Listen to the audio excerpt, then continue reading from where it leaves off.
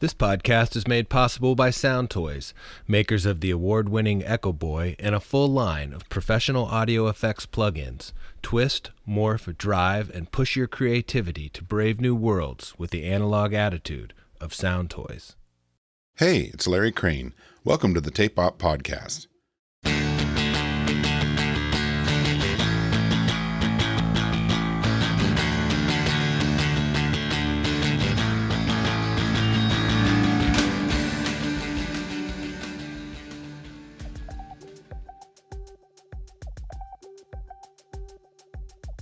Not only is Susan Rogers a record producer, engineer, mixer, and audio electronics technician, she has a doctorate in psychology, having studied music, cognition, and psychoacoustics from McGill University.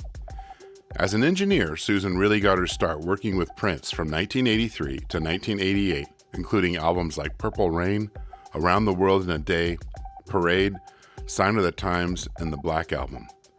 Her other studio sessions have included artists like Barenaked Ladies, David Byrne, Toad the Wet Sprocket, Rusted Root, Tricky, Geggy Tah, and Michael Penn.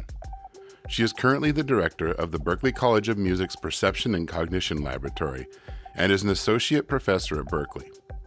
Portions of this interview were conducted after a listen to a vinyl LP of Purple Rain in front of a live audience during the Saturday night listening party at the Welcome to 1979 Recording Summit, held every November in Nashville. And the rest of this interview took place between Susan and I the following day. Enjoy!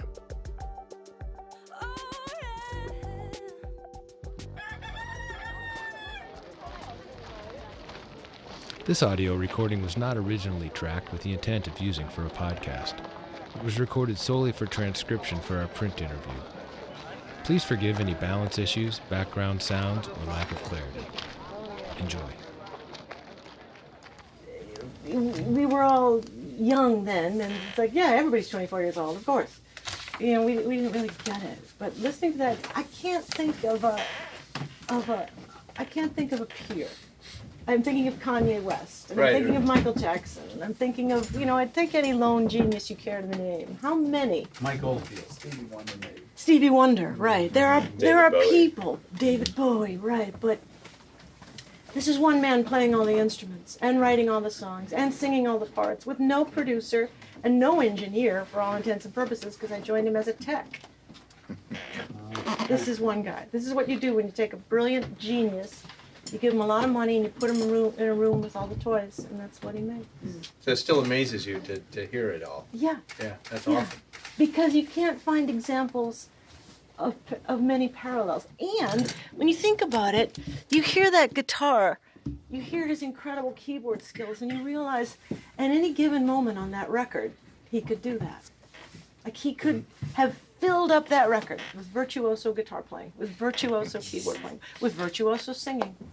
And he'll do 10 minutes of just drum machine and Baby I'm a Star. And here's another thing, to consider. His lyrics. It's not Leonard Cohen. But think about, he's talking about an us. I would die for you. Let's us go crazy. Take me with you. It's a generous record. He's happy to be alive. He's happy to be 24. He loves people, clearly. He's not a sexual predator. He's not talking about, I will conquer you. Yeah. He's not that braggadocio of young men of, I'm better than all my rivals. No. There's us and we're having fun. We're young and we're having fun. That's pretty great. And when you consider, especially, he was all alone. It's one guy in North Minneapolis. Mm-hmm. All alone. He was so alone that he created his own competition. He created the Time and Vanity Six. Right. Yeah, to make it seem as though there was more of him. And it was all him. He played all the instruments, wrote all their songs, recorded the whole thing, and then had them come in and do the guide vocal. That's one man. A very young man, who also made a movie and, holy shit. Yeah. Yeah. What kind of atmosphere or what preparation did he do to do his vocals? He just sang them. It's not like he did any vocal warm-ups. I'm not being flippant. I know what you mean, but the way we worked was he would program the drum machine. A lot of the drumming you hear, like the double kicks and the tom fills and everything, he's playing those with his fingers. There'd be a 1-bar or 2-bar loop on the Linn drum machine. It was actually not the Linn drum, it was the LM1, the older one. So there's this loop, and he's playing all the fills on Take Me With You, the toms, and the double kick on Darling Nikki first. He has the entire arrangement in his head as tape is rolling. And there's this 1-bar loop, and he's playing the whole song in his head. Then the basic keyboard parts go on, the basic rhythm, bass if there is bass synths. Stop, I would route the vocal for him and put a piece of white tape on the patch cord to show him where it was, arm the tape machine, put the track on input, and then leave the room so he could do the vocals all by himself because he didn't want anybody there. So he'd do the lead vocal all by himself, do the backing vocals, and then I'd come back in, we'd lay down the rest of the instruments. While he was playing, I could be dialing in sounds, so the mix was pretty much ready to go. We tweaked the mix, bring in the girls, Wendy and Lisa, Jill Jones, Susanna, if we're going to do background vocals, or maybe Eric leads with horn and stuff like that. But for the most part, it's all him. Press play on the 2-track, and we press record, and then we print a mix, go to bed, and 4 hours later start all over again. Bam, bam, bam, bam. Just like, that's how he did it all the time. That's how he worked every day. Unless we were on tour, and then that's another story, which I hope you'll ask me the question because I'd like to answer how that went. Yeah. This really isn't a question, but I saw him when I was 15, and it changed my life. And I just wanted to thank you for your part in that. What did tell us about it? What It did you was see? it was very surreal because at the time, I was young and I just kind of went and I didn't quite understand what I was getting into, and it was at the Q in Cleveland. And later, I actually read a Rolling Stone article that it was a whole interview of that show in particular, and it was unreal. He played to, I don't know how many people does the Q hold? 20,000. He played to 20,000 people in a circular stage and performed to every single person individually, and it was astounding. Yeah. It was by far the most prolific concert I've ever. I know he did 21 nights in Los Angeles at the Forum fairly recently, and a friend of mine who's one of the great musicians I know, Tommy Jordan is about as good as it gets in my book of all the musicians I've ever seen. Tommy saw 3 of those nights, and Tommy said, you're looking at a guy on stage and he's just prowling around, just picking up instruments. He'll play something on the organ, and then he'll pick up the guitar, and then he'll pick up the bass, and then he'll sit on piano. And Tommy said, that you're watching a guy who at any moment, at the drop of a dime, could give you the greatest show you've ever seen in your life, and chooses not to. Mm-hmm. And another thing Tommy said is, I hope the kids in the audience don't think that's how it's done. You have to be that good to be able to do whatever you want on stage, and it's still entertaining. He was cut from a very rare piece of cloth. Stevie Wonder did that his last tour. He got up there and he played can do it. 6 of his songs, and the rest of the time he had that thing that he plays. Arpeggio. Yeah, and he just jammed and did other people's songs and talked to the audience and just did some stuff, and it was kind of like it's like I can do that because this was really cool. Nobody complained. It was like, this is so great. We're in a living room with him. Watching someone's musical mind, but making music was how Prince, it was his way of being in the world. So if he was awake, he was making music. If we weren't on tour, he was recording. He was either at rehearsal or he was recording in the studio constantly, every day. Even on the movie set, we were at home. We were in Minneapolis, so he could just come home and record. And doing Under the Cherry Moon, I had the Advision truck, a mobile truck from London, in the south of France. So that when they were taking their 2-hour lunch break in the south of France, he could come into the truck. We could work for 2 hours, record a bunch of stuff, and then he could go back to the movie set, and I could be mixing it and editing it. He had to be making music. On tour, I'll tell you what a typical day was like on tour. So I read, in the plane on the way over here, I'm reading an interview with Adele in Vanity Fair, and she talks about doing sound check for 10 minutes. And many of you veterans especially know that a band will sound check on tour for 20 minutes maybe, 30 minutes if they need to work something out. if it wasn't a one-nighter and we had the stage, Prince would sound check for 4 hours. So he would sound check from 2 in the afternoon until 6 o'clock, just for fun, just to play new stuff, just to rehearse with the band. He wasn't checking the sound; he just wanted to play, and we're just working out stuff and just playing. Sometimes it'd be a new song that he'd written, and just for 4 hours. Then he'd have to leave the stage at 6. Opening act would come on, sound check from 6 to 6:30. Prince would hit the stage at 8:30, play from 8:30 till 11 or 11:30, like a 3-hour set, come off the stage, get in a van, go to the hotel, shower, change clothes, and then do one of two things. Either go play an after party, take a stage at a little club at 1 a.m., and all of us, then the band and myself, we'd all go. I had a second truck that was loaded up with a second set of gear. So we'd come off the stage and we'd either go to a club, set up another stage, play this after party till 5 or 6 in the morning, or I would have booked a studio in advance and we would go to a studio and we would record all night. And then get the tapes, get on the plane, sleep on the plane, or get on the bus, go to the next city and do it again. If he was awake, he wanted an instrument in his hand. That was a day for him every day. There had to be playing involved. That's how he lived, and he was on fire. You know, he was young, and that's what he did every day. Who did all the synth programming? Was that all him? Oh yeah, that was all him. He hated bringing anyone else in because he worked so fast. It was all 24 track. He could not wait for 2 machines to be synchronized. So if he couldn't get it on 24 track, in the years when I was with him, and I was with him from Purple Rain through Sign of the Times and the Black Album, it was never more than 24 track, and there was no automation because he couldn't wait for that either. When you mix, you just hit record on the 2 track and you just do it live. And people have interviewed me and they've asked about, you know, him being a perfectionist, and I have to cut them off and say, no, he was not a perfectionist. There was nothing perfect about it. He was, what he was a virtuoso. He was that fluent on so many instruments that we could go super fast. There was no perfection involved. So anybody else, it was all play catch-up. If he had anybody else that just slowed him down. Yeah, so he would have, if he knew he wanted horns on it or he wanted the girls to come in and sing background vocals, that's when he would have a date. So if he had a date, he'd have Eric Leeds and Matt Bliston come in and put on horns, or he'd have the girls come in and do backing vocals, and he'd go out and have a date, and then I'd do those recordings with other people, and then he'd come back, dump his date off, whatever. Sometimes he'd bring her to the studio until she'd get bored and leave, and then he'd resume. So he just didn't want to go through the painful process of watching people work at a normal pace. He could. The song "Take Me With You," where Apollonia is singing that co-lead vocal.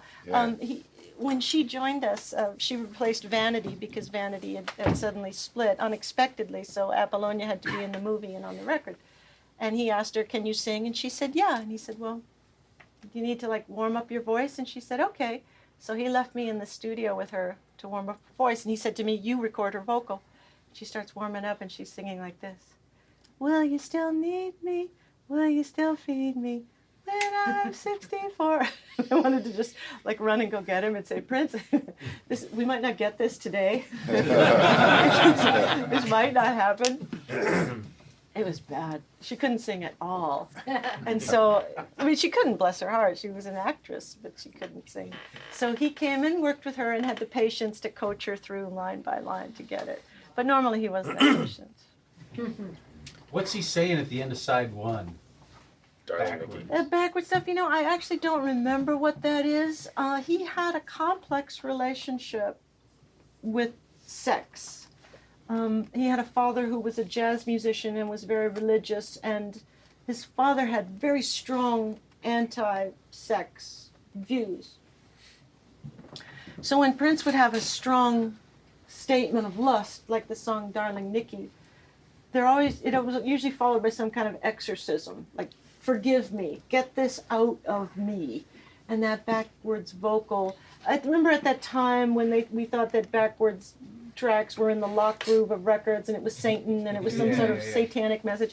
You younger folks won't remember this, but in the 70s and 80s, We were all going to hell. we thought we were all going to hell because of backwards messages. So it's just a piece of tape that was layered and layered and layered and flipped around backwards to. So you're not really sure at all what he was I don't saying. remember what it was. I knew Should we at one spin it time. backwards? Yeah. Find out. Did you hear it? Right. Spun it backwards? I don't remember what it says. I think I can Yeah. quote it. It says, hello, how are you? I'm fine, because I know that the Lord is coming soon. Wow. That's what it says.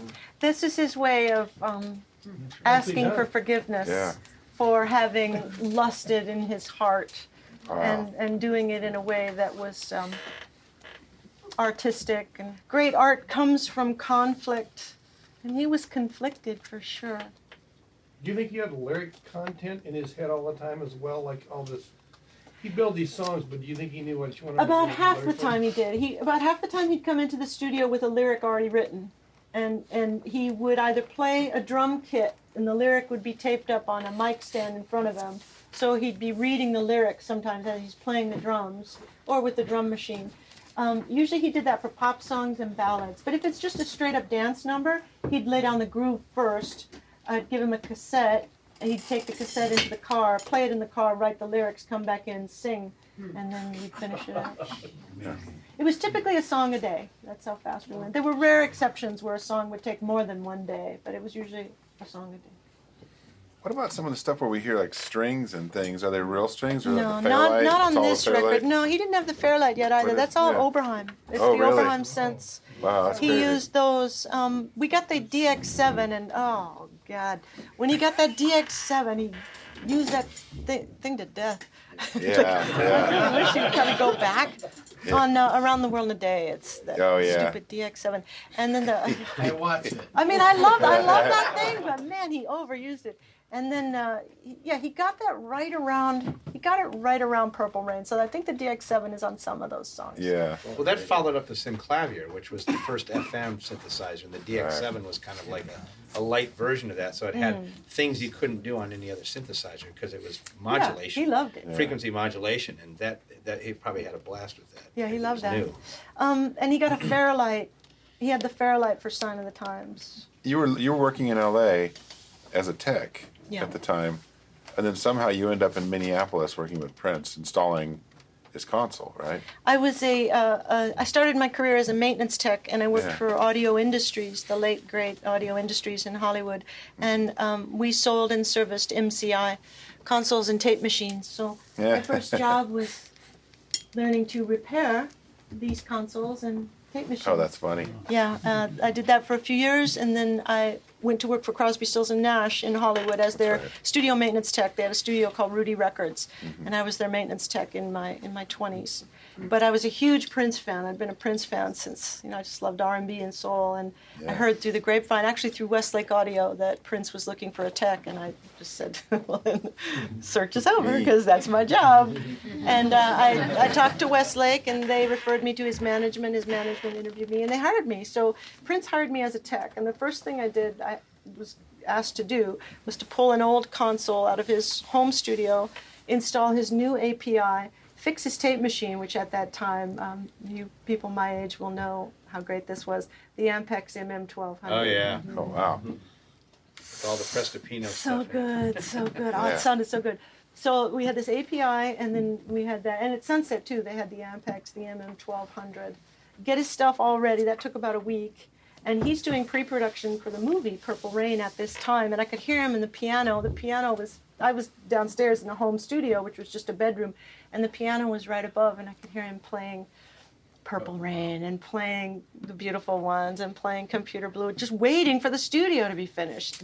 Wow. And finally got it finished, and the first song I put up was Darling Nikki. He had me put up a tape, and he says, get a rough mix. I said, okay. Did he come first then? No, the movie came afterwards. The movie was in the planning stage. As I understand it, this kid, who was so young, has his first crossover hit on the 1999 record with the single Little Red Corvette. Right. So he goes to Warner Brothers Records, and he goes to his management, and he says, for my next album, which will be my 6th album, I want to make a movie. And I want it to be the story of my life, and kind of loosely autobiographical, and I'm going to write it. And at that time, he was like 23 years old. He said, this is what I want to do. And they knew They had this star in the making who had just had, after his 5th album, he'd had his first crossover hit. He's getting a lot of praise. He's been on the cover of Rolling Stone. Everything's going great. What are you doing? You want to make a movie? What a mistake. You can kill your career. A rock opera, you know. Yeah, and no one had done this before. And he's a kid from Minneapolis. It's not like it's a band. It's not Lennon and McCartney. This is one guy. And they said, okay. They said, okay. And they said, you can write it, and we'll get a screenwriter to, flesh it out, and you can star in it, and it'll be your band, and yeah, we'll do this thing. That's interesting. And that all it of was things came from his successful. Vision of his story, as opposed to reverse of the album first and then the Yeah. story around it. Yeah, so the album came out and the movie came out, and we were on the Purple Rain tour, and it got he won the Academy Award for the best soundtrack. And, When he walked out of that office, the people in the office must have gone, oh shit. Yeah. yeah, I wonder if that would happen today. That was Mo Austin, and that was the old record men. I mean, they weren't old at the time, but those were record men. Yeah, they were the ones. The way record men used to be in the era of, the 60s and the 70s, and they knew what they had. They had this talented kid, and they said, yeah, we'll put money behind you. And they were right. Yeah. It was such a crossover. I mean, that 1999 was a big album, Yeah. and crossover, like you said earlier. Like Yeah. it's on different charts. It's really hitting. It's on MTV, if you all remember. Right. He was in a good spot to follow up with something. If he had a strong record, it was going to do fine. As long as he didn't blow it. Yeah, but then to throw a movie into the works, I mean, he could have. At least he had a lot of energy. Is there a version of When Doves Cry with a bass line in it? The bass is on the tape. It's on the multi-track tape. Wow. It was just muted in the final mix. It's on there. It's just, messing around and thinking, this isn't quite right. They're just muting it. That's why there's a mute button. Yeah. It's interesting listening to this record again and being reminded of how real genius knows when to show it off and when to just be simple. Just simple chord progressions are fine. You don't have to be really sophisticated. A simple drum pattern is fine. You can add the complexity in other elements. It can be in the sonic elements, it can be in the virtuoso great guitar solo, the complexity can be in your lyrics, but everything doesn't have to show, you don't have to show off everything. Keep it all really simple and have one magic ingredient, maybe two. It was smart record making. I don't know how he knew how to do that, but he knew what he was doing. Well, that first Lynn drum there was all Steve Gadd drum samples, but you could order samples and they would send you the chips. Did you ever do any of that with that machine? I never did because I didn't know that, but did you know that you could pull the chips out of their sockets, you could reverse them 180 degrees, put them back in, and it'd play the sample backwards? No way. Seriously? Yeah, I don't know how they did that, but you pull it out, it's like, I don't remember if it's not 16 pin, it might be 32 pin, but you pull them out, you turn it 180 degrees, put it back in the socket, and it plays it backwards. Wow. That is wild. That's why he liked that one, because he tried the Lindrum when it came out, but he didn't like that one. And also the clock on that LM1 was kind of funky, so as it would warm up, it would sort of drift a little bit.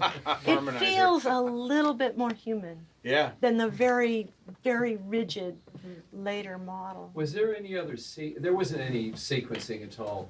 Apart from, Oh gosh, yeah, he didn't. It was all live. That's him playing it. That's him playing everything. Yeah. But he just played on top of the loop. Yeah. The loop would go around, and he'd add all the stuff as the loop was playing. Yeah. Like on "I Would Die for You," so he's going like playing like a sequencer type pattern. Oh, the sequence pattern. Actually, that that was on that particular case, and "I Would Die for You." That was Matt Fink, because that was a live track. Okay. That was cut live, and that was right, Matt Fink right. that did program Oh, that. It was cool. very, very simple. But Prince, for his own parts, he would just play them. Yeah. He didn't have the patience. Yeah. I love that. Working with that live material and how it changed from the concert to the final mix.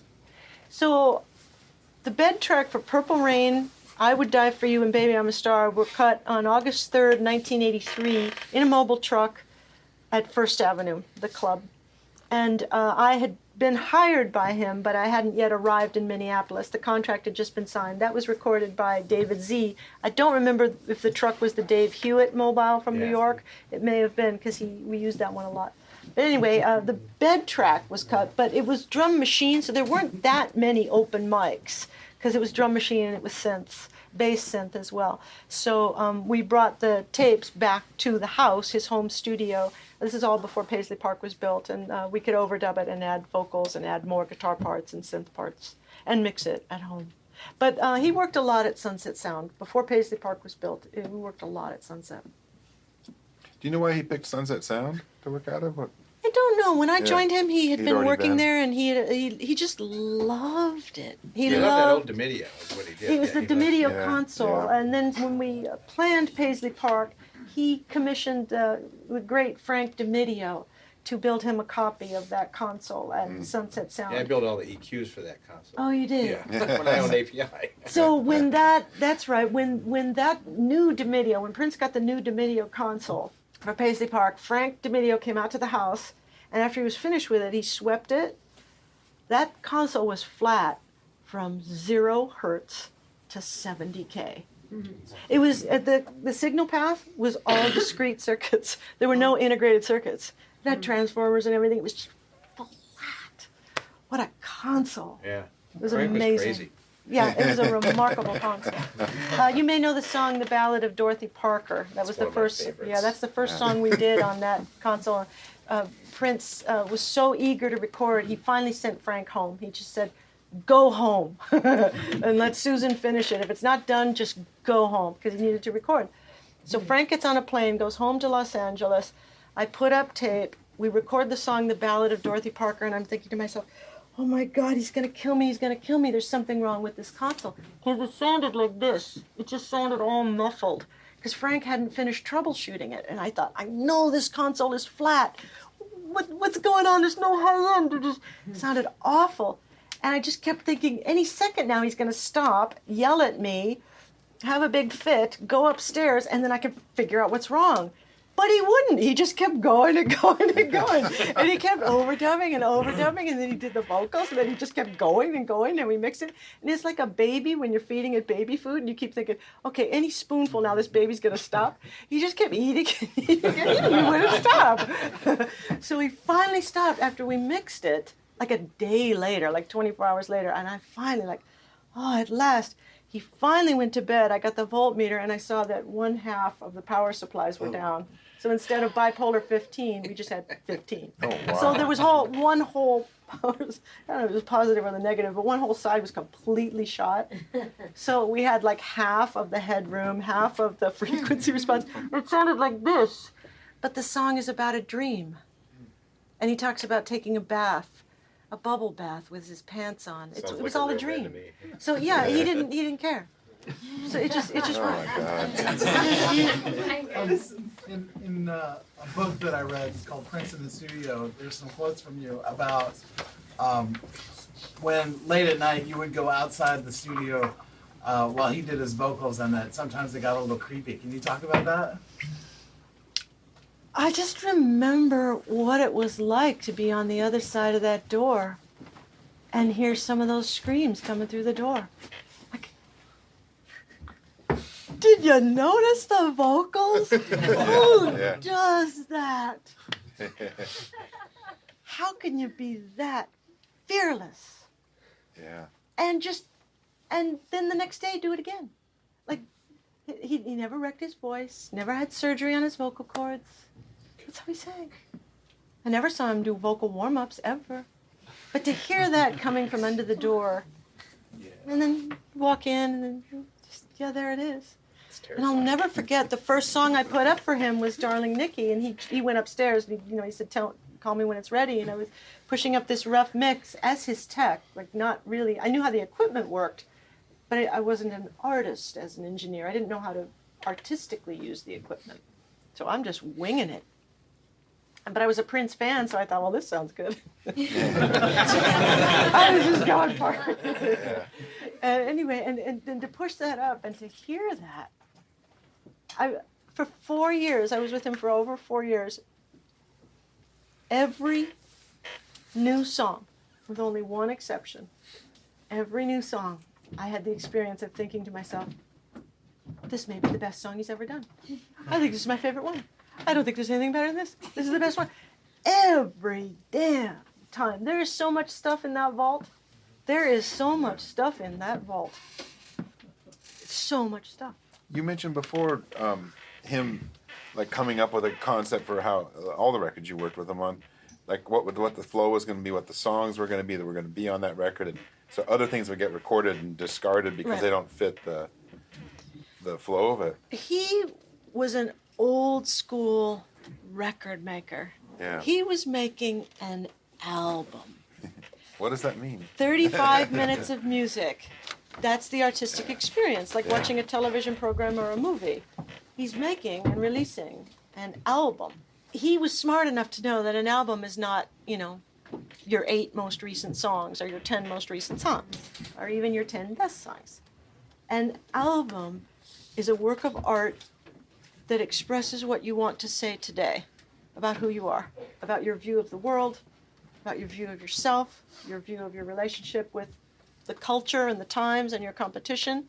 So 3 or 4 songs would form the kernel or the seed of an album.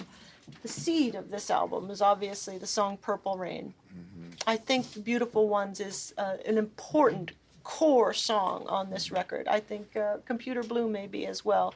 Let's Go Crazy, I think so, because that's more, this is about us. Other songs were a little bit after the fact, and When Doves Cry was one of them. Wow. Take Me With You is the last song that went on that record. For all of his records, there were the core songs that says, this is this album. Other songs were chosen to complement the seed, and great songs were rejected. One of my favorite songs of his is a song called Moonbeam Levels. He recorded it before I joined him in early '83, I think. And we sequenced it on this album, and he took it off. And we sequenced it on Around the World in a Day, and he took it off. And we even put it on the Parade album, and he took it off. And then it got too late, and he couldn't release it. It was very personal, and I think he just didn't want people to hear it. Wow. He just wasn't ready. Does that exist out there as a bootleg or anything? It's going to come out, I have it at home. A fan sent it to me. It does exist. And I spoke with Torre, who's writing the liner notes for a bootleg, a box set that's about to be released, and it's on there. Oh, cool. It's been remastered, so you'll hear it. It's really beautiful. It's called Moonbeam Levels, and it's extraordinary. If you had one thing that you would like to convey about Prince, because he's one of the most mysterious artists there is. What would you say about it? There's so many things. I won't say the sublime or what I think is the best about him, but there's something about him that I think is not well understood, and I would like to share that perspective with you. It was lost on Prince's imitators. I think one of the reasons that Prince, he's apparently loved, because since his passing, there have been a lot of people who've admitted how much he meant to them. I'd like to point out his generosity of spirit with regard to women. Prince never, for all of his love of sex and women, never approached women as a conqueror or a predator. The typical song, the typical Prince song was a B-side, and it's called Do Me Baby, from the Controversy 1999 era. He's saying, you do me. You get all the power. I'm taking all this power, giving it to you. Now you do me, is what he's saying. He empowered women. That's what he did. Take me with you. Darling Nikki. He wakes up and there's a phone number on the stairs and she says, thank you for a funky time. Call me up whenever you want to grind. She's holding the cards. She's calling the shots. He brought women to work with him, like Wendy and Lisa and like me and Peggy McCreary and we Sylvia were Massey? Sylvia worked with him later. Peggy, a lot of us. And we were his equals. There was no... He never treated us like he was doing us a favor. He empowered us and let us do our thing. And he stood out of our way while we did our thing. His imitators talked about, baby, I'm going to do this to you, and I'm going to do that to you, and talked about how they are so much better than their rivals. He didn't do that. He empowered women, and I think women loved him for it. I think you've got this guy on stage, the hair, the makeup, the earrings, the high heels, the bikini underwear, the trench coat, and he's so masculine. And he's so comfortable with that. And he doesn't care if you think he's gay, he's straight, but he didn't care. I think that's something that people don't talk about much when they talk about Prince and this rivalry with Prince and Michael Jackson and who they were. Believe me, people's daughters were safe with Prince. They were very safe with Prince. Prince gave them license. All of his women. Take all this power. Take it, it's yours. Do with it what you want. And he was a man ahead of his time in that regard. Not as an artist, he was ahead of his time. That's not that there aren't men like that, but publicly there weren't that many. We had a couple of record plant dates with him, and there was always the rule that you didn't talk to him when he was on the stage and stuff. And it was kind of, I think it was probably because he just wanted to be like in his own world. But we had one guy on our crew that this guy Skip, that walked up and was doing something with the mic and just started talking to him about like farming, and his manager guy or whoever kind of like handled him came rushing up and he went like this, no, it's fine. And he was like the only guy that was allowed to talk directly to him because he wasn't talking about music and wasn't talking about music. So they got a lot of jobs because I want that guy, the Skip guy, with those guys, the record plant guys, bring those in to record, and it was because he had this guy that he could like talk to about non-related stuff, farming in Minneapolis and boating and stuff he like liked that. He wanted to be treated like a human, and he didn't like being called great. He didn't like people coming up to him and being afraid of him or praising him or saying, oh, you're so great. Because when someone tells you you're great, it means you can stop now. You don't have to do any more. You've arrived. Yeah. And it defeats the striving that every artist wants to have. So he would prefer that you just not tell him that he's great. Just let him do his thing and have the self-doubt that every artist needs if they're going to actually be great in their own minds. He much preferred someone, just talk to him like he's a guy. Yeah, his opening line was, do you fish? And then everybody like rushed the stage, and he was like, no, it's fine. That would work. Yeah, and he just said, do you fish? From Minnesota. Yeah, and that's the thing. It was like, that was the guy that he could talk to. He didn't have to worry. It was kind of. Now really we can cool. have a conversation. Yeah. Yes, you had your hand up, and then you grab. So when this chapter ended, how was it?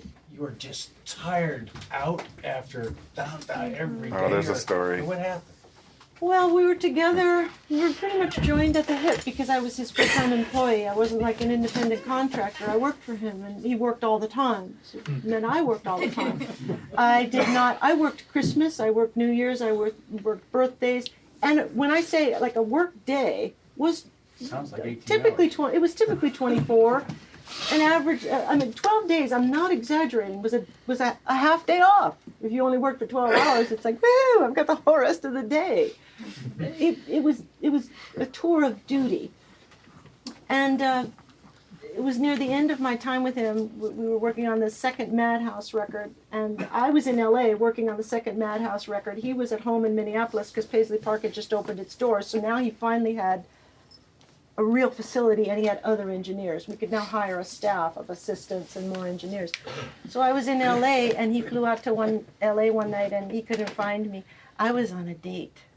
Good for you. I was on a date, my first one in years, and he couldn't find me, and he was furious the next day. He was livid, and we went into a private room at the Hollywood soundstage, and it was like we went toe to toe. It was like, okay, brother, this is when you work for someone. It's a voluntary contract. You don't have to hire me. I don't have to work for you. You can decide to fire me. I can decide to quit. This is a voluntary arrangement. Either one of us can break it at any time. And we just looked at each other and we realized we're both ready to renegotiate because it was just too much. A life sentence. Yeah, it couldn't be. Not for him or for me. It was, time. I had done my part. So. Well, there's also the story where he said he would find you. Oh, that was a different story. I know, it's a different time. But no, Prince used to like James Brown. He thought James Brown did it, so he would do it too. Yeah. So he'd point to his band on stage, and if they made a mistake, he'd fine them. So if he'd point to you on stage, it meant, $50. And, yeah. God, one time we were at Sunset Sound. Oh, this was terrible. But he was in a really good mood. This is the only way I'm still alive to tell the tale. He was in a good mood that day, and I mispatched something. And he just kind of jokingly said, $50 fine for you, Susan. And it just got me the wrong way because he had my whole life. And his shoes were worth more than that life. Like this guy, like what more do you want from me? And I just got mad and I opened up my purse and I opened up my wallet and I took out whatever cash I had and I threw it at him. And I said, you want my money now? You have my whole life. You have my entire life. You have everything of me. Here, take my money too. And I threw it at him and I stormed out. And I thought, because as soon as you have the big gesture, now you feel relieved. Now it's like, oh God, now I got to go back. Because the only good way out of that is to storm out and never go back. But I had to go back, so I did, and it was fine. But yeah, that was the other story. So yes, he kind of always seemed to me like he was a little bit of a disturbed genius. Like, if that makes any sense. Like, you were talking about like the self-doubt kind of thing and him wanting to record vocals without anybody in the room. All of us, those of us who've been around a while, we've seen artists who are disturbed. I don't think he was disturbed. Well, you read and hear things like, he was really difficult to work with, but it seems like to hear you talk, it was, there's obviously tensions when you're around someone as much as you're around them, but it sounds like it was just an absolute joy. Well, here's the thing. An artist, Prince was, here's why this was possible, why his life was possible. He was that much of a genius. In order to, and Joseph Campbell talked about this in Hero with a Thousand Faces and the Archetypal Myth, in order to write for other people, to be able to express a universal archetypal truth, you have to go to a deep place in your psyche. You have to go in that deep well of creativity. Brian Wilson did it, Paul McCartney, David Bowie, Lou Reed. When you go to that deep place in your psyche, Joseph Campbell wrote about it as the hero's journey, just like The Hobbit or Harry Potter or whatever those other wizards are, Star Wars. Anyway, so you go off on this journey that you don't necessarily want to go to and you're scared. And no one can do it for you. And then you throw the ring into the dragon's mouth or whatever you're supposed to do. And you come back scarred. And you return home. The hero always returns home, but the hero is never the same. He's scarred psychically. So in order to write that much and be that prolific, you must protect your psyche because you go to this dangerous place really easily and often. You put up a wall and you tell your management, don't let anyone approach me. I've got my system, and there's the system that allows me to create. These are my people that I'm familiar with. These are my places. This is the system that within this circle I can create. And that allows you to have a very long career because you figured out an armor to protect yourself. If you watch the movie Amy about Amy Winehouse, you'll see what happens when you can't. What happens when an artist, and artists are prone to do this, when you say, no, I'm just going to be myself, and I'm going to let people see me. I'm going to let the photographers take my picture. I'm going to just be candid in interviews. I'll answer questions, yeah. Watch what happens. It's damaging to the psyche. So he was not disturbed. He was actually very, very, very, very smart. He was smart enough as a young man to know he needed to do that if he was going to have a long career. So he did. But to the outside world, he appeared as a real enigma. And what was really sad is that the general public at that time thought that, oh, Michael Jackson, he's so sweet, and Michael Jackson loves children, and Michael Jackson's such a good guy, and he's so wholesome, and he's the guy we all love. That Prince, he's just a nutcase. He's dangerous, that He's got Prince. a dirty mind. He's got a dirty mind.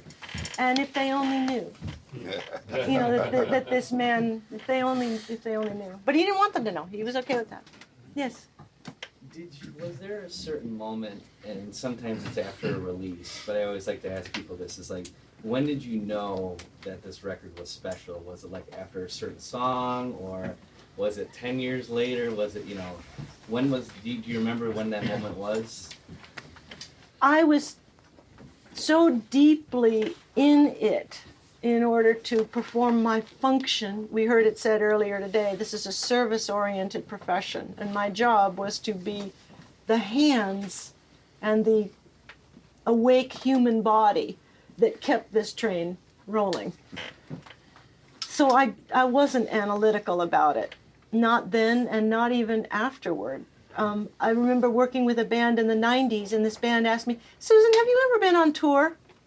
And I said, you mean other than the Purple Rain tour and the Sign of the Times tour and the Around the World in a Day tour? Like, other than those tours? No. They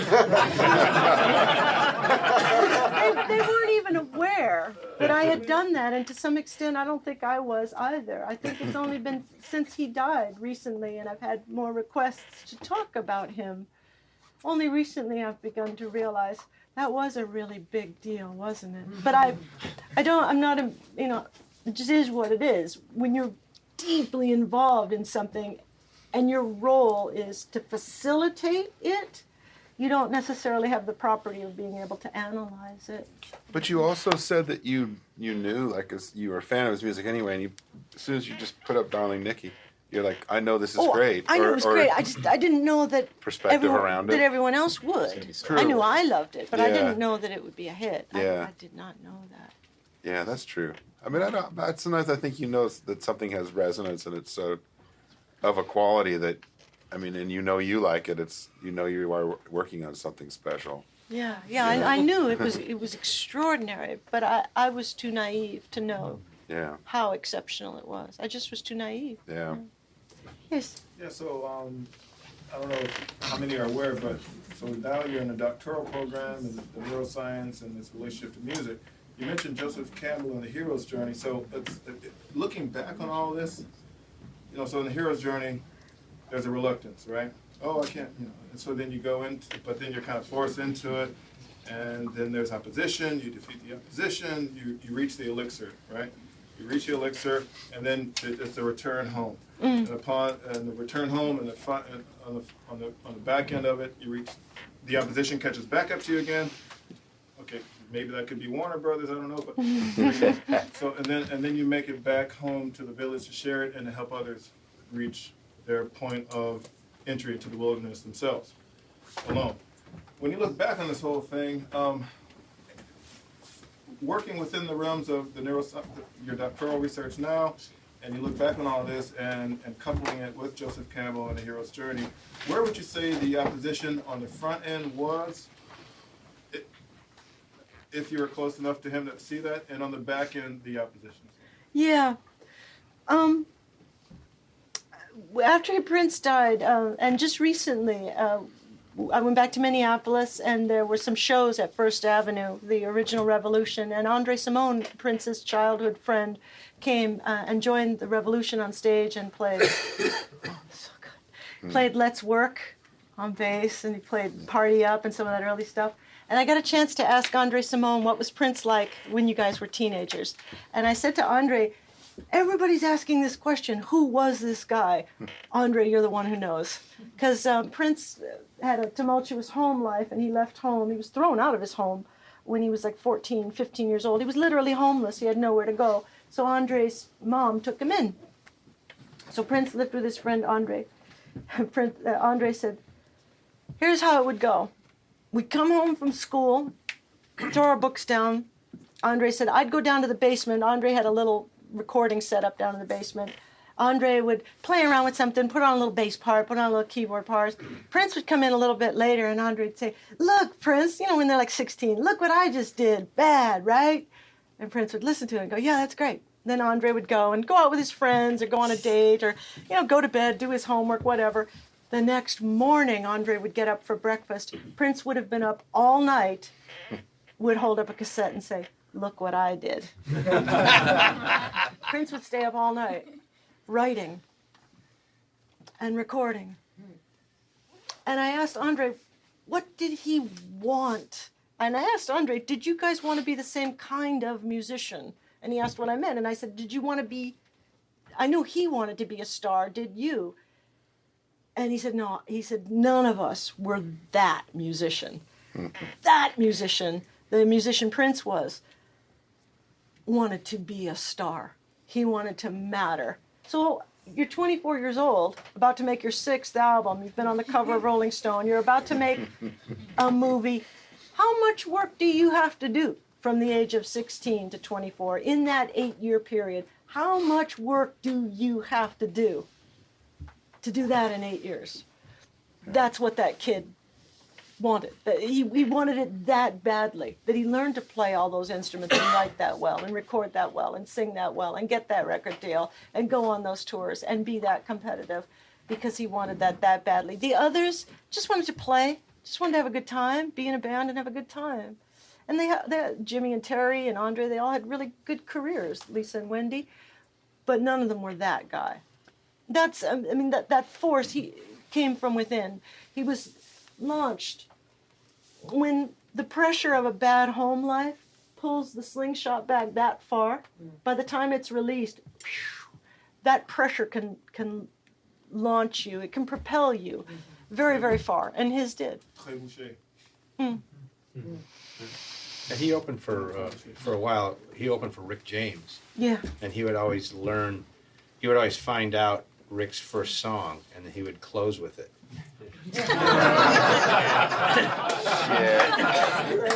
And he did it later on. Because I worked for Rick for a while during that period, and you were forbidden to even use the word Prince in the house because that's why he had the Mary Jane girls and the do-rags, is because he was trying to compete. And he did it. It was, for him, it was a game. It was a kid's game. Find the secret, send his guys out, find the opening song. They would work it up in the dressing room before they went on there, and he would close with it. And he did it not to piss on him. He did it just as kind of like a, hey, let's play this thing, And Rick would just go ballistic, and he just absolutely hated it. Instead of doing the same thing to him, instead of opening with his closing song or something like that, But it was just the whole antics thing was just continuous. But yeah, he was very competitive, but in that schoolyard kind of way. Yeah, it was a schoolyard thing. He was throwing sand at him and expecting to get sand back, but it was just no reaction, and it was he just continued to do it, and nobody in the Rick James camp saw the humor in it. They just thought he was just all he could have done, he would have just put out a fake song list and not open with that song and play it back, but he wouldn't do that. He refused to do it. So it was a game. It was just hilarious. But you were not allowed to even throw sand high enough. Yeah, exactly. You could not say the word Prince in that house. It would you were instantly, here's your plane ticket home. Get out of here. Well, he was smart and he was quick, and he did not. Well, he kind of did suffer fools gladly, but he certainly, by gladly, meant he got a good laugh out of fools. Yeah. He didn't want them working for him, but he didn't want to associate with them, but he thought they were funny. Well, he had the last laugh with when he dropped his record deal, and he did that tour, and he gave a CD with every ticket as you walked in. Musicology? Yeah, and he got, in 5 dates, he had given away 100,000 CDs, and the RIA rules were that if you have to have a receipt for each CD, and you get a gold record or you get a platinum record, because it said on the ticket, with this ticket purchase, you get a CD. Yes. He got a gold and a platinum record within a couple of weeks, and they had to give it to him, and then they changed the rules. It had to be through a retail outlet. It was he did it one more time. It's I don't have a record company, but guess what? I got a record. I got a gold record. Fuck you. It's Yeah, he was smart enough to look at the system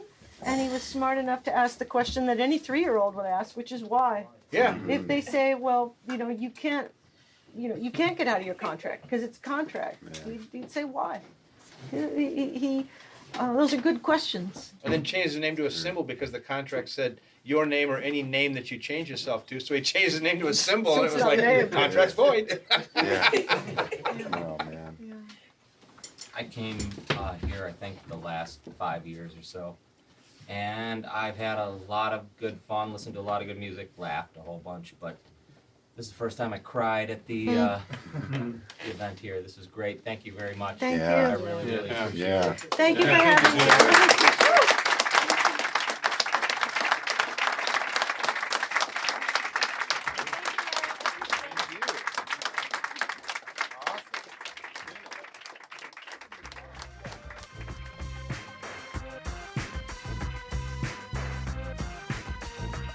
Thanks for listening. Find us online at tapepop.com, Facebook, Twitter, and Instagram. Until next time.